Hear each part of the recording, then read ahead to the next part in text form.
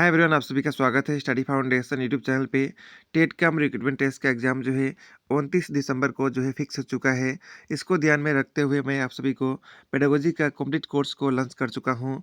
इसको पढ़ने के बाद आप सभी लोग पेडागोजी के अंदर कम से कम 45 प्लस मार्क को आसानी से स्कोर कर पाएंगे। पेडागोजी का पोर्शन जो है उसको 4 जो है पार्ट के अंदर इसको लॉन्च किया हूँ। तो आइए जानते हैं पेडागोजी पोर्शन के अंदर आप सभी को क्या-क्या टॉपिक मिलने वाला है। तो चलिए शुरू करते हैं। सबसे पहला पोर्शन है teaching learning process and pedagogy. इसके अंदर आप सभी को टीचिंग के बारे में मिलेगा, इसका एमसीक्यू मिलेगा। उसके बाद लर्निंग मिलेगा, लर्निंग के ऊपर एमसीक्यू जो है वो मिल जाएगा।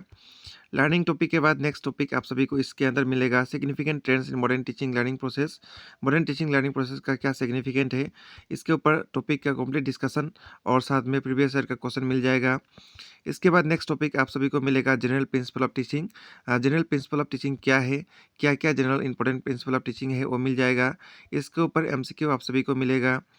इसके बाद नेक्स्ट टॉपिक हम लोग डिस्कस किए हैं इसके अंदर टीचिंग टेक्निक। टीचिंग टेक्निक क्या है, कौन कौन सा इंपॉर्टेंट टेक्निक है वो मिलेगा, इसका एमसीक्यू मिल जाएगा। इसके बाद नेक्स्ट टॉपिक आप सभी को मैगजीम ऑफ टीचिंग सबसे इंपॉर्टेंट टॉपिक है। कौन कौन सा इंपॉर्टेंट मैगजीम है वो मिलेगा, मैगजीम से क्या बेनिफिट होता है वो सब मिलेगा। मैगजीम को डिटेल में डिस्कस किया गया है। इसके ऊपर क्वेश्चन भी आप सभी को मिल जाएगा, अलग अलग क्वेश्चन जो है एमसीक्यू का फॉर्मेट में। इसके बाद नेक्स्ट टॉपिक टीचिंग डिवाइस मिलेगा। टीचिंग डिवाइस क्या है, इसका नीड क्या है, इंपॉर्टेंट टीचिंग डिवाइसेस क्या क्या होता है वो मिलेगा। और उसके बाद जो है आप सभी को इसके ऊपर एमसीक्यू मिलेगा। इसके बाद next topic teaching method, one of the important topic है। अलग अलग टीचिंग मेथड बहुत डिटेल में आप सभी को मिल जाएगा।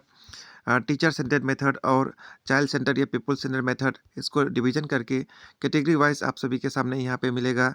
इसके अंदर प्रोजेक्ट मेथड या फिर जो है डेमोन्स्ट्रेशन मेथड, जो इंपॉर्टेंट मेथड है वो आप सभी को यहाँ पे डिटेल में मिल जाएगा। उसके बाद इसके ऊपर एमसीक्यू जो है मिलेगा, आप सभी को सॉल्व्ड एमसीक्यू मिलेगा, साथ में आंसर भी इसका मिल जाएगा। ठीक है। मेथड के बाद इसके बाद आप सभी के सामने नेक्स्ट टॉपिक आएगा, वो है टेक्सोनॉमी ऑफ एजुकेशनल ऑब्जेक्टिव। अ, 3 जो है टेक्सोनॉमी ऑफ एजुकेशनल ऑब्जेक्टिव आप सभी को मिलेगा। कॉग्निटिव डोमेन या इफेक्टिव डोमेन और नेक्स्ट जो है साइकोमोटर डोमेन। उसके बाद इसके ऊपर एमसीक्यू प्रैक्टिस मिलेगा। इसके बाद नेक्स्ट टॉपिक आप सभी को मिलेगा टेक्सोनॉमी ऑफ एजुकेशनल ऑब्जेक्टिव के बाद teaching skill. Important teaching skill क्या है, ठीक है, इसके डिटेल डिस्क्रिप्शन मिलेगा। उसके बाद इसके ऊपर एमसीक्यू मिलेगा। नेक्स्ट टीचिंग एड्स क्या है, अलग अलग टीचिंग एड्स उसका सिग्निफिकेंस क्या है वो सब आप सभी को मिलेगा। टाइप्स इसका मिल जाएगा। उसके बाद इसके ऊपर एमसीक्यू मिलेगा। इसके बाद नेक्स्ट टॉपिक एमसीक्यू के बाद जो है इसके बाद नेक्स्ट टॉपिक होगा लेसन प्लान। लेसन प्लान क्या है, इसका नीड क्या है, क्या क्या स्टेप जो है लेसन प्लान के अंदर यूज़ किया जाता है, इसके ऊपर डिटेल एमसीक्यू मिल जाएगा। लेसन प्लान के बाद जो है नेक्स्ट जो है टॉपिक आप सभी को इसके अंदर थ्योरी ऑफ लर्निंग। इसके अंदर अलग अलग थ्योरीज मिलेगा, connectionism theory, classical operant, insight theory या कंस्ट्रक्टिविज्म थ्योरी, सब इंपॉर्टेंट थ्योरी मिलेगा। इसके ऊपर एमसीक्यू आप सभी को मिलेगा। थ्योरी ऑफ लर्निंग के बाद नेक्स्ट टॉपिक मिलेगा आप सभी को major law of learning. Major important law जो है लर्निंग का वो मिल जाएगा। इसके ऊपर एमसीक्यू प्रैक्टिस मिलेगा। बहुत सारे एमसीक्यू मैं आप सभी को दिया हूँ। उसके बाद role of motivation in learning topic मिलेगा। मोटिवेशन क्या है, मोटिवेशन का टाइप क्या है, अलग अलग मोटिवेशन का थ्योरी जो है जैसे कि मैस्लो थ्योरी और भी इंपॉर्टेंट थ्योरी आप सभी को यहाँ मिलेगा। ठीक है। उसके बाद इसके ऊपर एमसीक्यू मिल जाएगा। तो ये रहेगा आप सभी को teaching learning process and pedagogy जो है, जो ई बुक है इसके अंदर। ठीक है। इसके बाद नेक्स्ट पोर्शन होगा एजुकेशन साइकोलॉजी। एजुकेशन साइकोलॉजी का पोर्शन के अंदर सबसे पहले आप सभी को साइकोलॉजी क्या है, साइकोलॉजी का मीनिंग क्या है वो मिलेगा। एजुकेशन साइकोलॉजी क्या है, उसका नेचर क्या है, स्कोप क्या है एजुकेशन साइकोलॉजी का। उसके बाद इसके ऊपर एमसीक्यू आप सभी को बहुत सारा क्वेश्चन मिलेगा प्रैक्टिस करने के लिए।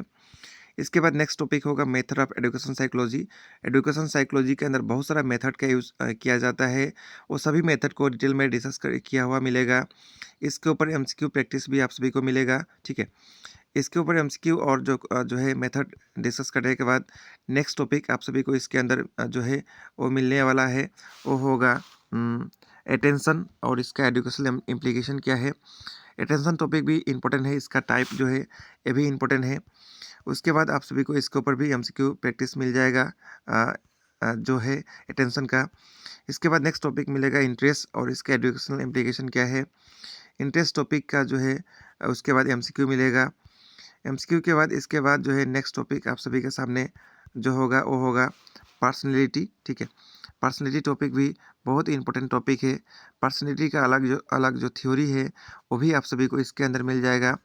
बहुत सारा थ्योरी को इसके अंदर मैं आप सभी के सामने डिस्कस किया हूँ, जैसे कि Carl Gustav Jung classification, Kretschmer's classification, या फिर Hippocrates classification, Sheldon's classification, Spranger's classification, Sigmund Freud का थ्योरी जो है, सभी थ्योरी आप सभी को इसके अंदर मिल जाएगा पर्सनैलिटी का जो टॉपिक है उसके अंदर। पर्सनैलिटी के बाद जो है नेक्स्ट टॉपिक होगा education of children with special need. इसको CWSN कहा जाता है। CWSN one of the important topic है और बहुत लंबा टॉपिक है। आपको सभी को इसके अंदर डिटेल में डिस्क्राइब मिलेगा और साथ में MCQ प्रैक्टिस भी इस टॉपिक के ऊपर आप सभी को इसके अंदर मिल जाएगा, ठीक है।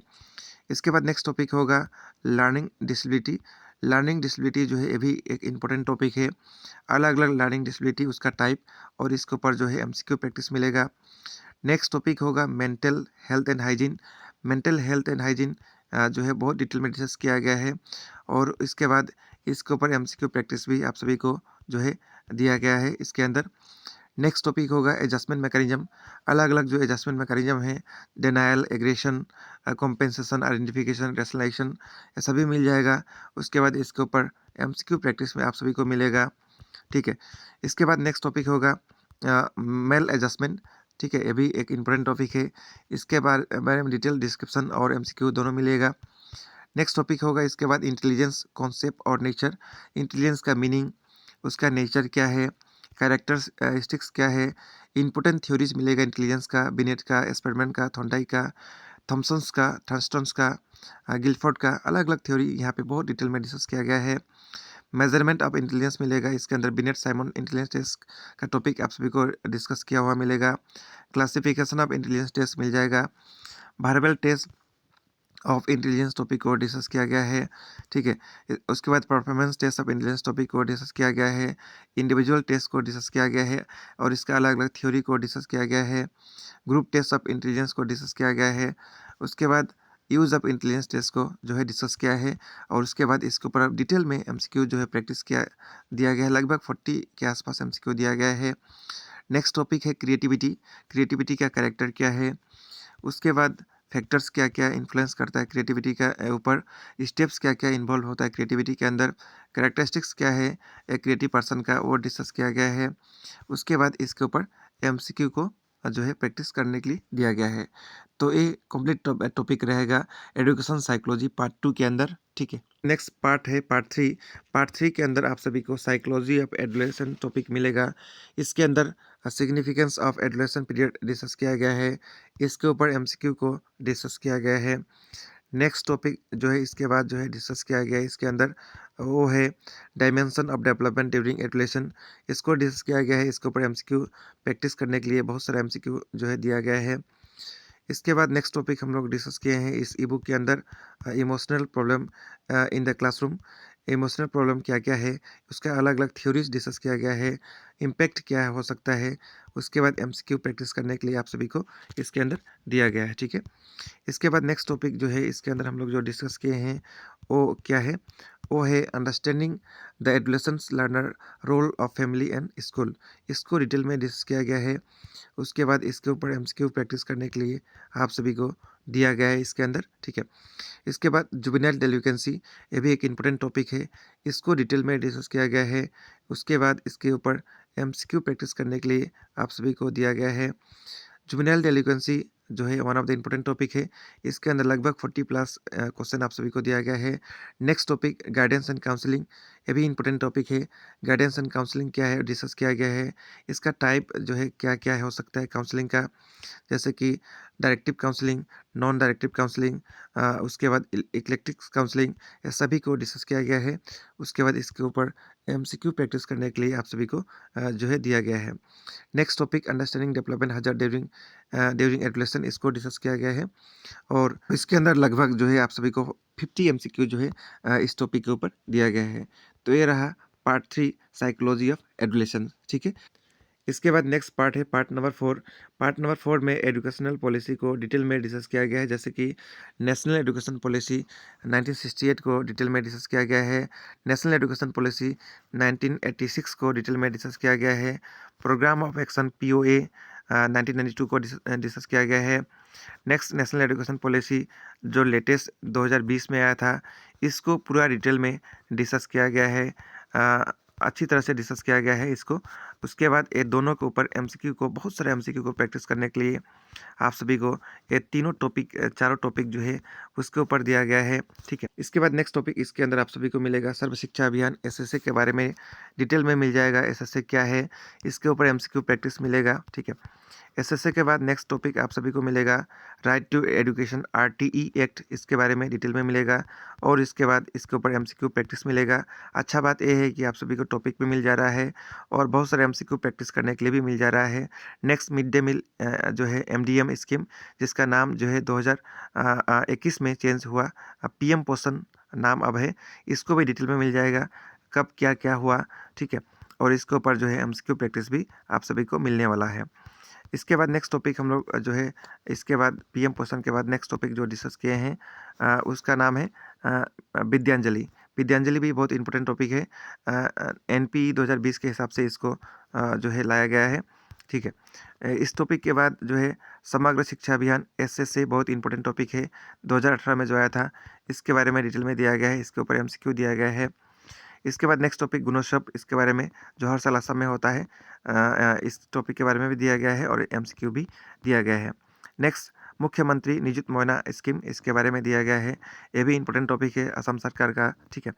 नेक्स्ट अपर, आप सभी लोग सुन रहे होंगे, न्यूज़ में चल रहा है अपर, तो अपर का फुल फॉर्म और इसके ऊपर एमसीक्यू दिया गया है। नेक्स्ट जो है परख, ये भी इंपॉर्टेंट टॉपिक है, आजकल एग्जाम इसके तहत नास का एग्जाम हो रहा है, ये भी टॉपिक इसके अंदर कवर है, तो देख सकेंगे बहुत सारा लेटेस्ट टॉपिक। नेक्स्ट टॉपिक है पीएम श्री स्कीम, ये भी इसके अंदर कवर किया गया है। तो ये सभी टॉपिक जो है आप सभी को पार्ट 1, पार्ट 2, पार्ट 3 और पार्ट 4 जो है सेक्शन के अंदर कवर किया गया है। ये सभी टॉपिक पढ़ने के बाद आप सभी लोग आसानी से पेडागोजी पोर्शन के अंदर 45 मार्क आसानी से स्कोर कर पाएंगे। यदि सभी टॉपिक आप सभी को डिटेल में याद है तो आसानी से ऑप्शन एलिमिनेशन करके भी आप सभी लोग टफ से टफ क्वेश्चन को भी हैंडल कर सकते हैं। आई होप आप सभी को टॉपिक के अंदर क्या क्या है वो समझ में आ चुका है, और यदि इसको लेना चाहते हैं तो आप सभी को डिस्क्रिप्शन बॉक्स में लिंक मिलेगा, वहाँ पे क्लिक करके ले सकेंगे। और क्लासेस में कंटिन्यूस नहीं ले पाऊँगा क्योंकि समय बहुत कम है, लगभग जो है 90 डेज़ का समय बचा हुआ है वीडियो रिलीज़ करने के बाद। तो आप सभी को इसको प्रिंट करना है, उसके बाद पूरा अच्छी तरह से प्रिपरेशन करना है। मिलेंगे नेक्स्ट वीडियो के अंदर। Thank you.